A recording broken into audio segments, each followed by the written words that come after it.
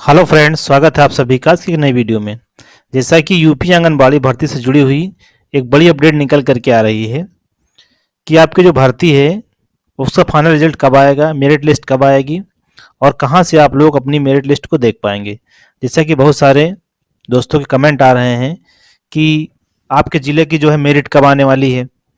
तो मेरिट से जुड़ी हुई एक बड़ी इन्फॉर्मेशन निकल कर आ रही है। कैसे आप लोग देख पाएँ, कैसे जान पाएंगे, वीडियो में अंत तक बने रहिएगा और संपूर्ण जानकारी आप लोगों को स्टेप बाय स्टेप मिल सकती है। देख सकते हैं कि यूपी आंगनबाड़ी रिक्रूटमेंट 2024 की जो है ऑफिशियल वेबसाइट है। यहाँ से आप देखेंगे वो सभी जिले दिखाई दे रहे हैं जहाँ पर आवेदन लिए गए हैं। पहले जैसे कि 44 जिलों के लिए आवेदन ले लिया गया था, बाकी बचे जिलों के लिए आवेदन यहाँ पर लिया गया है। मैनपुरी और मुरादाबाद के लिए जो अंतिम तिथि निर्धारित की गई वो 31/1/2025 और 14/2/2025 यहाँ पर निर्धारित की गई है। बाकी अन्य जिले हैं जहाँ पर आवेदन समाप्त हो चुका है, आगे की प्रक्रिया प्रारंभ है। जैसा कि भर्ती आपकी जो है मेरिट के आधार पर होने वाली है, मेरिट के आधार पर भर्ती की जाएगी। जो बड़ी खबर निकल कर आ रही है वो ब्लॉक स्तरीय डेटा यहाँ पर भेजा गया है, ब्लॉकों के लिए डेटा भेज दिया गया है जिले से, और अब यहाँ से जो है नियुक्ति की आगे प्रक्रिया जो है प्रारंभ की जाएगी। जैसा आप देख सकते हैं लिखा हुआ कि बाल विकास परियोजना, यहाँ ब्लॉक का नाम दिया है, जिसको हम सुरक्षा की दृष्टि से नहीं बता सकते हैं। आप लोग देख सकते हैं कि आंगनबाड़ी कार्यकर्तियों के रिक्त पदों पर नियमित नियुक्ति हेतु विज्ञापित पदों के सापेक्ष पोर्टल पर आवेदन पत्रों का विवरण यहाँ पर दिया गया है। लिखा है पोर्टल पर उपलब्ध आवेदन पत्रों का विवरण। आप देख पाएंगे यहाँ पर एक लिस्ट जो जारी की गई है, यहाँ लिस्ट में दिया गया है, क्रम संख्या सबसे ऊपर लिखी हुई है। फिर लिखा हुआ है रिक्त आंगनबाड़ी केंद्र का नाम, रिक्त आंगनबाड़ी केंद्र का यूनिक कोड, ग्राम पंचायत वार्ड का नाम, सम्मिलित मजदूरों के सहित यहाँ पर दिया गया है। फिर आरक्षण श्रेणी दी गई है। ये एक ब्लॉक स्तरीय डेटा है। जैसे कि आप जिस जिले से हैं आपका जो भी ब्लॉक होगा डेटा इस प्रकार से बनाए गए हैं। यहाँ पर देखेंगे लिखा है आरक्षण श्रेणी, फिर उसके बाद लिखा हुआ है कि कुल प्राप्त आवेदन पत्रों की संख्या यहाँ पर दिया गया है। फिर लिखा है संबंधित ग्राम पंचायत से प्राप्त आवेदन पत्रों की संख्या, अन्य ग्राम पंचायतों से प्राप्त आवेदन पत्रों की संख्या, जहाँ पर जगह खाली नहीं थी और अन्य ग्राम पंचायत से लोगों ने आवेदन कर दिया है उनके लिए यहाँ पर इंफॉर्मेशन दी गई है। फिर लिखा है कि कॉलम 6 के सापेक्ष ई डिस्ट्रिक्ट पोर्टल पर निवास प्रमाण पत्र का सत्यापन न हो पाने वाले आवेदन पत्रों की संख्या, जिनका वेरीफाई नहीं हो पाया है, कमियां रह गई हैं, उनके लिए बताया गया है। अगला जो कॉलम में लिखा है कॉलम 7 व कॉलम 5 के सापेक्ष आरक्षित वर्ग के अभ्यर्थियों की संख्या पात्रता सूची यहाँ पर दी गई है। अगला जो कॉलम बताया गया है कि कॉलम 7 व कॉलम 5 के सापेक्ष आरक्षित वर्ग से भिन्न अभ्यर्थियों की संख्या यहाँ दी गई है। फिर लिखा है यहाँ पर कि कॉलम 10 के सापेक्ष गरीबी रेखा के अंतर्गत विधवा अभ्यर्थियों की संख्या, कॉलम 10 के सापेक्ष गरीबी रेखा के अंतर्गत तलाकशुदा अभ्यर्थियों की संख्या बताई गई है। फिर कॉलम 10 के सापेक्ष गरीबी रेखा के अंतर्गत अन्य अभ्यर्थियों की संख्या कॉलम 12 और 13 को छोड़कर यहाँ पर दिया गया है। इसी तरीके से लिखा है कॉलम 10 के सापेक्ष गरीबी रेखा के ऊपर की विधवा अभ्यर्थियों की संख्या, कॉलम 10 के सापेक्ष गरीबी रेखा के ऊपर की तलाकशुदा अभ्यर्थियों की संख्या, कॉलम 10 के सापेक्ष गरीबी रेखा के ऊपर की अभ्यर्थियों की संख्या यहाँ बताई गई है। अब यहाँ पर आप देखेंगे सबसे पहले लिखा हुआ है ब्लॉक, ब्लॉक का नाम दिया गया है। फिर लिखा है रिक्त आंगनबाड़ी केंद्र का यूनिक कोड यहाँ पर दिया गया है।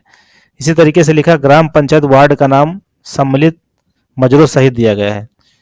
फिर अच्छी श्रेणी है, जैसा कि यहाँ पर देख सकते हैं जिस ब्लॉक के लिए इन्फॉर्मेशन है, अन्य पिछड़ा वर्ग के लिए दिया गया है, कितने आवेदन यहाँ मिले हैं, कुल प्राप्त आवेदनों की संख्या यहाँ पर दी गई है जो 64 है।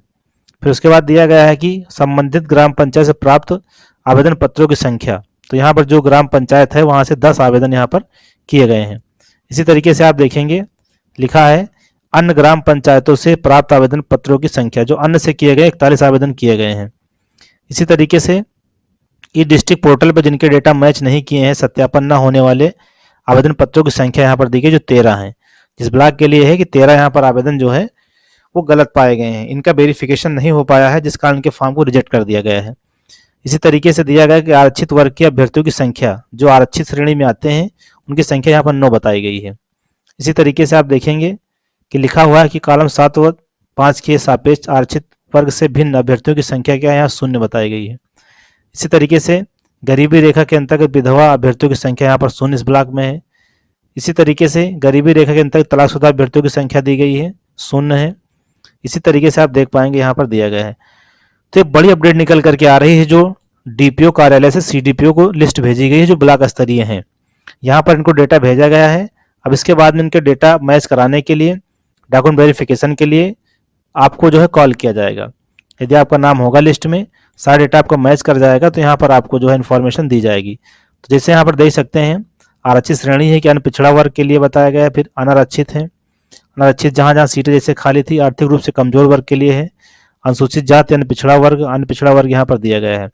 इस तरीके से आप लोग देख सकते हैं कि ब्लॉक और सारी चीज़ें यहाँ पर निर्धारित की गई हैं, इन्फॉर्मेशन दी गई है। आप देख सकते हैं कि कुल प्राप्त आवेदनों की संख्या जो जिस ब्लॉक के लिए हम यहाँ पर ओपन किए हैं लिस्ट में मिली हुई है, तो यहाँ पर 362 यहाँ पर जो है कुल आवेदन पत्र किए गए हैं। कुल यहाँ से ऑनलाइन आवेदन जो हुए हैं इनकी संख्या 362 है। इसी तरीके से संबंधित ग्राम पंचायत से प्राप्त जो संबंधित ग्राम पंचायत है वहाँ से 132 अभ्यर्थियों ने आवेदन किया है, और 192 वो अभ्यर्थी हैं जो बाहरी हैं, ग्राम पंचायत से बाहर से हैं, उन्होंने किया है। ई डिस्ट्रिक्ट पोर्टल पे टोटल जो 38 ऐसे अभ्यर्थी हैं जिनके डाटा नहीं मैच कर पाए, रिकॉर्ड नहीं मैच कर पाए, उनके फॉर्मों को रिजेक्ट किया गया है।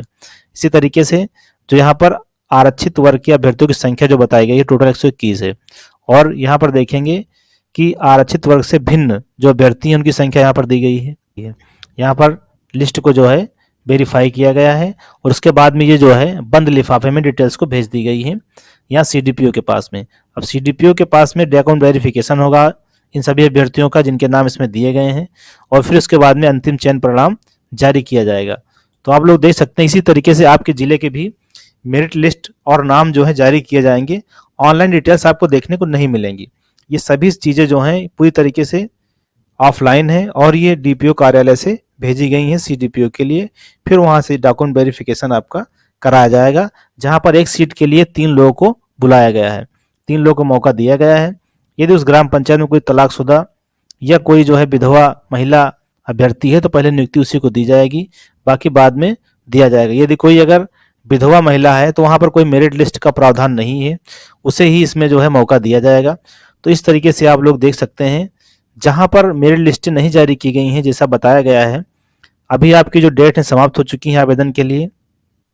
आपके ज़िले के लिए भी जो है इसमें कार्य पूरी तरीके से प्रारंभ है। जल्द ही आप लोग भी इन्फॉर्मेशन देखने को मिलेगी।